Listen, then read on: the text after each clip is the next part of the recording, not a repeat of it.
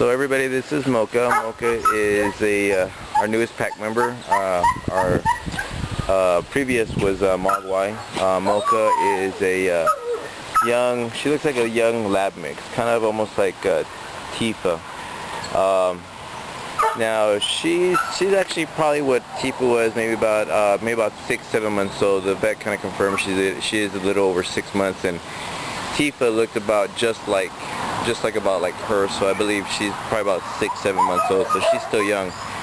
So what we did yesterday was we brought her in, and normally I don't like doing introductions or integrates with the pack at night, but from what Noel and John told me about her was that, you know, we're not suited for or have the knowledge that we need in order to control, you know, an extra dog, meaning that they're the owners of Baliey Cash, who are two beagles that actually boarded with us not too long ago.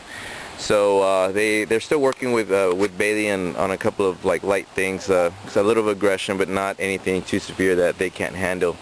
It's just, you know, getting to understand what we need to do in order to correct it. But for the most part, they're working on it. They're doing a good job, and I was lucky to hang out with them for a little bit. So thank you, John and Noel. So Moka is a young, like I said, possibly a young lab mix.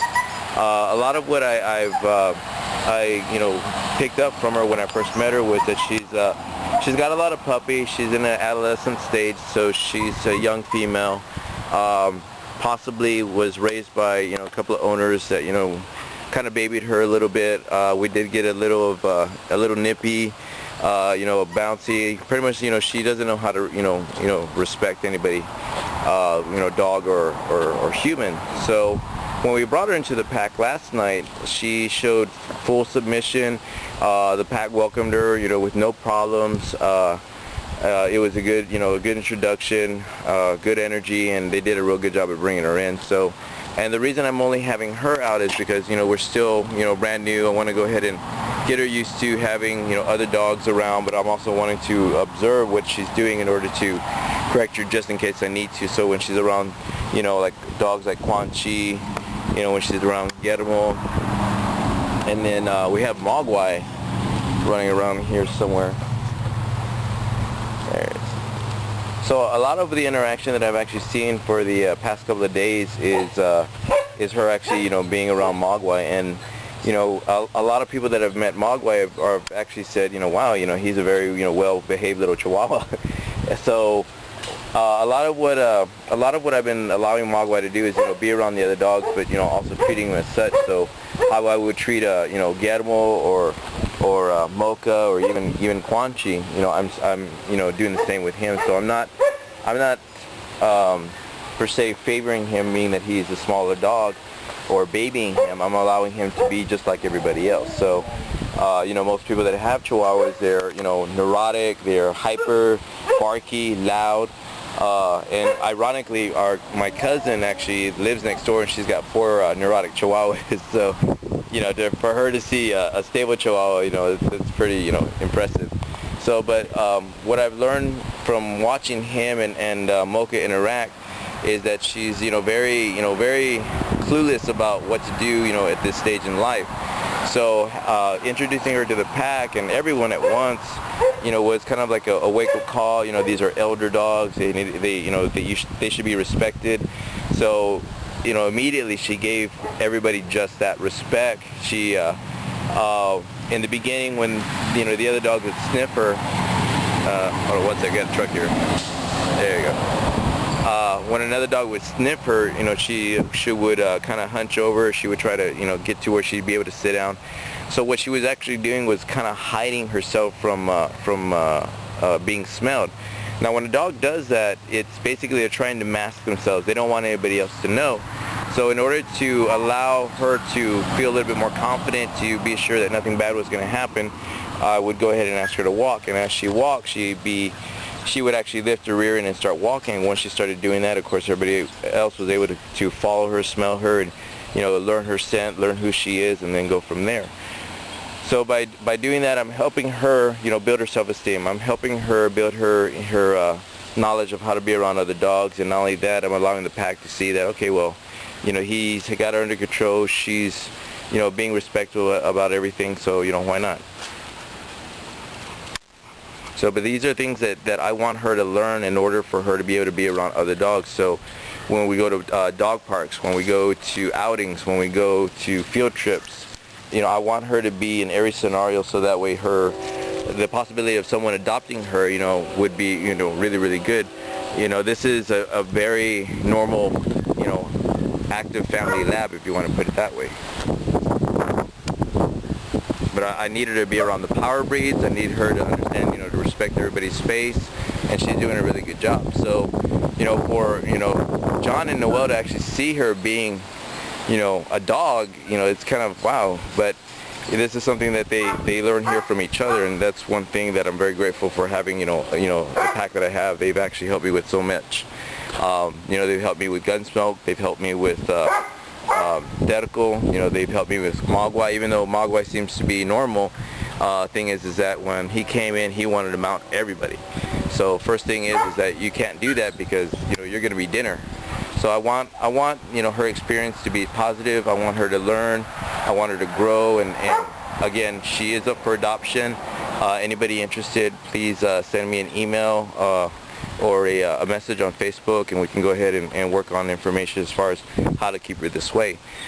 For the most part, she'll probably stay with us if any work needs to be done with her for maybe about a good month, and then she'll be ready to go for a new home. But for the most part, I want to see what she has. So far, this is her. So what I want to do is, show what I mean as far as her being herself. So what I'm going to do is I'm going to grab the leash here, highest point of the neck, okay, right underneath the jaw, put the lead right between the ears, shorten your leash, and I'm going to ask her to walk.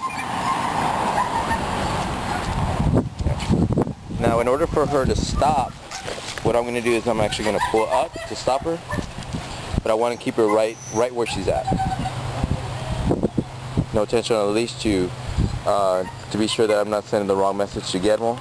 If I create tension while she's looking at him, he could take that as a challenge, and I don't want to create that. I want her to be natural about being around other dogs, smelling other dogs. There you go. Head low, showing respect.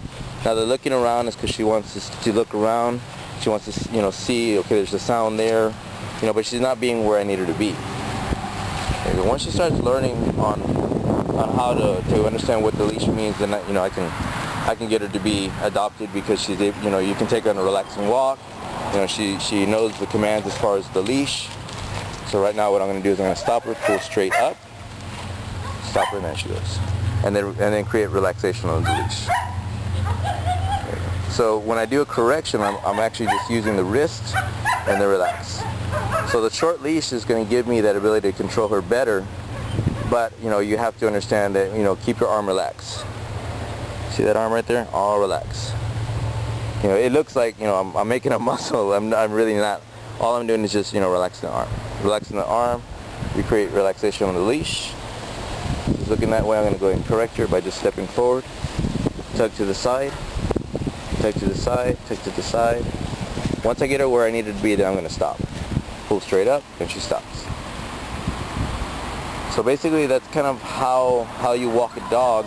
But what I'm doing right now is actually building a relationship with her, that whenever I touch the leash, I need you to follow my instructions, and then after that, you're free to go. So what I'm going to do is I'm going to go ahead and release her. I'm not really going to say anything to her. I'm just going to go ahead and just pull, and then just drop the leash. Now she can do what she wants to do. So what I did was just make her work for a little bit. Once she understood what I wanted, okay, the reward is you get to go in and do what you want. But if you look at her, I'm not actually rewarding with excitement. I'm not giving her a treat. I'm not doing anything to energize her, so to speak. So for most people that do teaching on a leash, walking on a leash, it's reward the dog every 10 seconds. You always want to use positive energy. So I'm doing all that. I'm just not doing the excitement part. And the excitement part, like I said, is where they feed off and they get energized, and what you're trying to calm down is exactly what you're building up. So you're going both ways. So the whole time that I've been doing this, I really didn't say anything to her. I just did certain motions so that way she understood what I needed her to do. So if you saw, I didn't say, you know, come on. I didn't say leave it. I didn't say, you know, stop or sit. You know, my main thing is I want to keep her by my side and keep us as a unit. So by doing that, I'm going to be building trust, respect. She's going to see that, okay, he didn't hurt me. He didn't do anything negative. You know, everything's okay. And then I got to get, you know, freedom. I get to go get water. I get to hang out with everybody else. You know, so there's Quanchi, Guillermo, and of course Magwai. So by doing that little exercise and having everybody, you know, around me, I'm getting support from my pack. Even though I'm only using 3, I'm still getting support out of everybody, because everybody's agreeing with what I'm doing. What I'm going to do is I'm going to approach her. Now what I'm going to do to get her to stop walking, I'm going to go ahead and, you know, sidewalk. Then I'm going to go ahead and block. There you go. So what I'm doing right now is I'm holding my hand right in front of her, but I'm doing it off camera. So this is exactly what I'm doing right here. Okay, so I'm blocking her.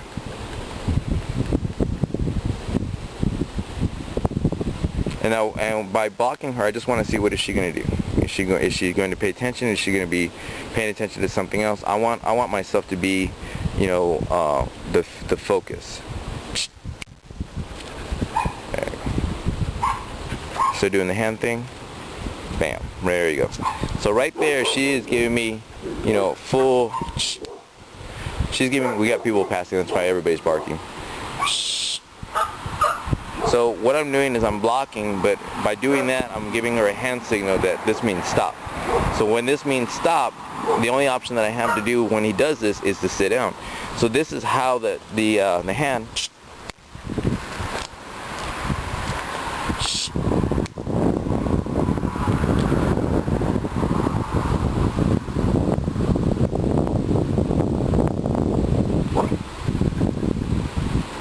So however long it takes.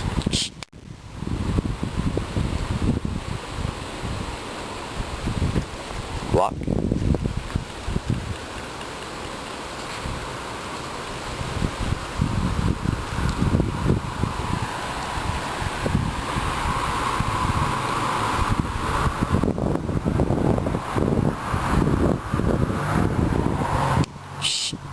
Take a step forward.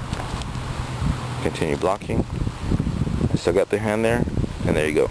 So what she learns is when I have this hand out, I get this position, and then he stops. And so what I do is I put the hand down and I back away. So she sees that the only way that I'm going to stop is when I do this action, but I only do this action when he does this. So right now what I'm doing is communicating with her physically by energy, blocking her, visually by making the hand signal, and then by sound. So when she does something that she's not supposed to do, or she's doing something wrong, I give the shush part. But I have to make the shush part mean something. Okay? So that's basically how that works. This is why sometimes I have clients and they're like, it's like they know what you want. Well, there's a process that you have to go through in order for you know, for the magic to happen. So I'm not disagreeing with her because she's walking away, because I actually took one step back. So that let her know that you did what I need you to do. I'll go ahead and back up and give you space because you respected my wish. So for the most part, when you're working with a dog, especially a brand new member, like I said, Moka, you know, is, like I said earlier, is brand new. So I want to establish the rules in the beginning.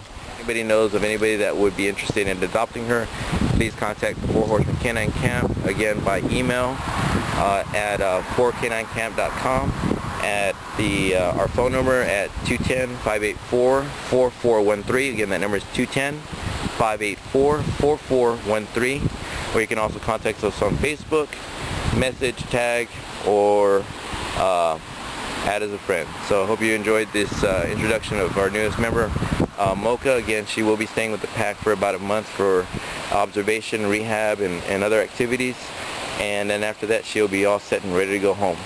So again, if anybody's interested, please contact me. This is Moka. Hey Moka. How's it going, girl? Look at that face. Look at that.